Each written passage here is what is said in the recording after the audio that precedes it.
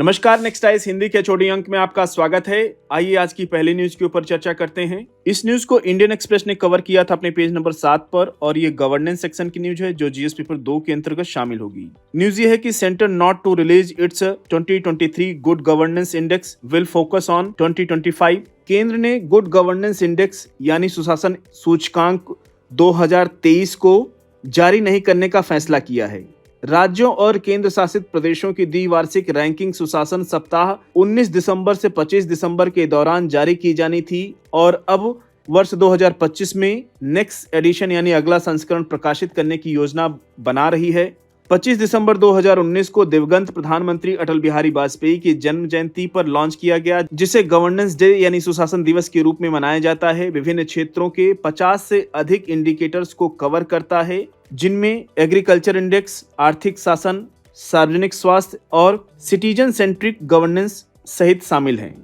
वर्ष 2019 और 2021 की रैंकिंग में बड़े राज्यों में क्रमशः तमिलनाडु और गुजरात को प्रथम स्थान मिला, याद रखिएगा। अगली न्यूज की ओर बढ़ेंगे।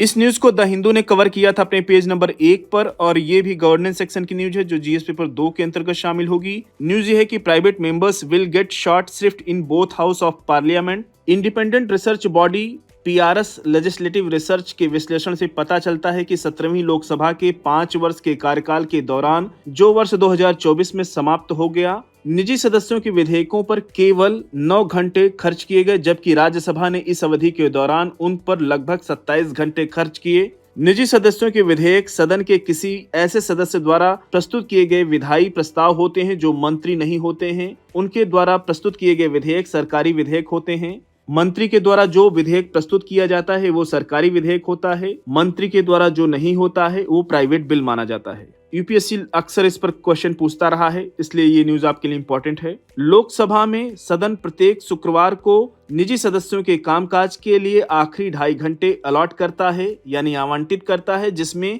निजी सदस्यों के विधेयक और निजी सदस्यों के प्रस्ताव शामिल होते हैं। राज्यसभा में आमतौर पर एक सत्र के दौरान प्रत्येक दूसरे शुक्रवार को 2.5 घंटे का समय इसके लिए आवंटित किया जाता है।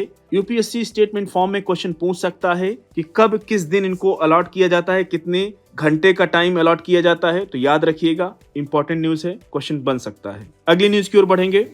इस न्यूज को द हिंदू ने कवर किया था अपने पेज नंबर 8 पर और ये आईआर सेक्शन की न्यूज है जो जीएस पेपर 2 के अंतर्गत शामिल होगी। न्यूज ये है कि on India's obligation towards the Rohingya आजादी प्रोजेक्ट एंड रिफ्यूजीज इंटरनेशनल के एक हालिया अध्ययन में भारत में हिरासत में लिए गए रोहिंग्या शरणार्थियों द्वारा सामना किए जाने वाले ह्यूमन राइट्स के घोर उल्लंघन पर प्रकाश डाला गया है, जिसमें सजा काटने के बाद भी उन्हें लगातार कैद में रखना शामिल है। म्यांमार से एक स्टेटलेस पॉपुलेशन यानी राज्यविहीन आबादी रोहिंग्या उत्पीड़न और नरसंहार हिंसा के कारण म्यांमार से भाग गए। हालांकि भारत 1951 के रिफ्यूजीज कन्वेंशन का सिग्नेचरी यानी हस्ताक्षरकर्ता नहीं है, लेकिन नागरिक और राजनीतिक अधिकारों पर अंतर्राष्ट्रीय और नॉन रिफुलमेंट प्रिंसिपल यानी गैर वापसी सिद्धांतों जैसे अंतर्राष्ट्रीय कानून राज्यों को शरणार्थियों को उन स्थानों पर निर्वासन से बचाने के लिए बाध्य करते हैं जहां उन्हें नुकसान हो सकता है। भारत का कहना है कि शरण देने या गैर वापसी का पालन करने का कोई लीगल ऑब्लिगेशन नहीं है यानी कोई कानूनी दायित्व नहीं है। रोहिंग्या शरणार्थियों को भारत के घरेलू कानूनों जैसे फॉरेन एक्ट 1946, पासपोर्ट एक्ट 1967 के अंतर्गत इलीगल माइग्रेंट्स यानी अवैध प्रवासियों के रूप में क्लासिफाइड किया गया है। सुप्रीम कोर्ट सहित भारतीय अदालतों ने राष्ट्रीय सुरक्षा चिंताओं का हवाला देते हुए हिरासत में लिए गए शरणार्थियों की रिहाई या सुरक्षा के लिए दलीलों को खारिज करते हुए इस रुख को बरकरार रखा है।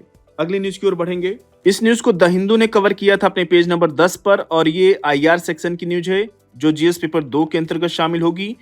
न्यूज ये है कि Carter's connection to India was a personal and political. पूर्व अमेरिकी राष्ट्रपति जिमी कार्टर के भारत के साथ संबंधों की पहचान व्यक्तिगत संबंधों और महत्वपूर्ण कूटनीतिक प्रयासों से हुई, खास तौर पर तारापुर परमाणु ऊर्जा स्टेशन के लिए भारत अमेरिका परमाणु समझौते के इर्द गिर्द। जनवरी वर्ष 1978 में भारत की अपनी यात्रा के दौरान कार्टर का भारतीय नेताओं द्वारा गर्मजोशी से स्वागत किया गया, जो द्विपक्षीय संबंधों को मजबूत करने में इस यात्रा के महत्व को दर्शाता है। कार्टर की यात्रा लोकतंत्र को बढ़ावा देने और परमाणु मुद्दों को एड्रेस करने पर केंद्रित होने के लिए उल्लेखनीय थी।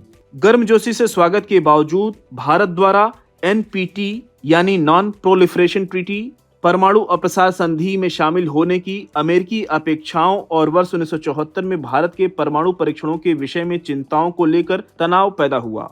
अगली न्यूज की ओर बढ़ेंगे। इस न्यूज को ऑल इंडिया रेडियो ने कवर किया था। इकोनॉमी सेक्शन की न्यूज है जो जीएस पेपर 3 के अंतर्गत शामिल होगी। न्यूज ये है कि India emerges as a global manufacturing hub with the remarkable growth. भारत के मैन्युफैक्चरिंग सेक्टर में इस वर्ष उल्लेखनीय वृद्धि दर्ज की गई है जो इसे एक ग्लोबल पावर हाउस में बदलने का संकेत देता है। पिछले 10 वर्षों में नरेंद्र मोदी सरकार ने दूरगामी आर्थिक, सामाजिक और विदेशी नीतिगत पहल की है। इन पहलों ने भारत को एक ग्लोबल पावर के रूप में उभरने में योगदान दिया है। आकाशवाणी के संवाददाता की रिपोर्ट है कि इस अवधि के दौरान देश ने लगातार स्वयं को एक ग्लोबल मैन्युफैक्चरिंग हब के रूप में स्थापित किया।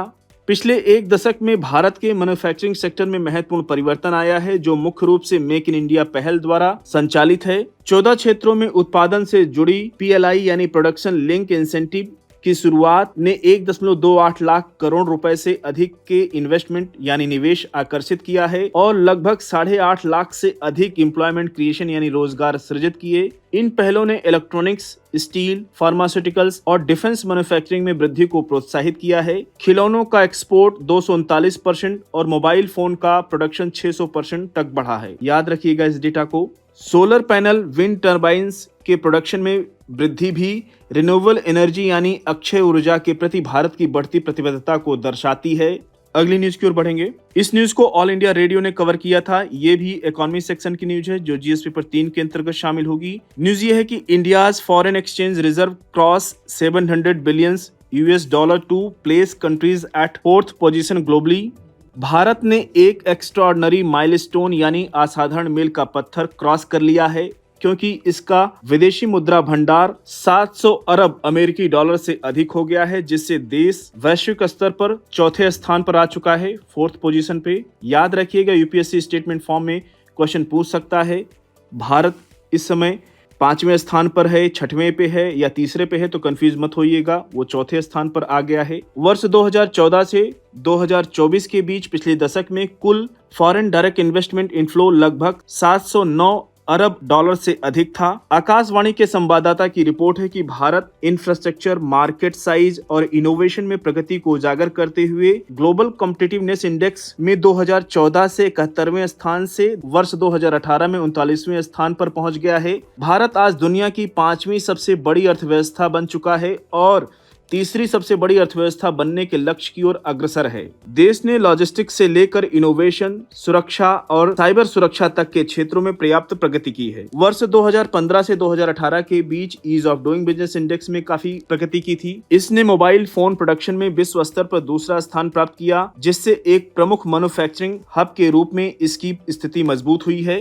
तो ये इंपॉर्टेंट न्यूज है, इसको अच्छे से कवर कीजिएगा, क्वेश्चन पूछ सकता है यूपीएससी। तो साथियों आज के HOD अंक को यहीं पे समाप्त करते हैं। मिलते हैं नेक्स्ट अंक में कुछ और इंपॉर्टेंट न्यूज के साथ। तब तक जुड़े रहिए नेक्स्ट टाइस हिंदी के साथ। धन्यवाद।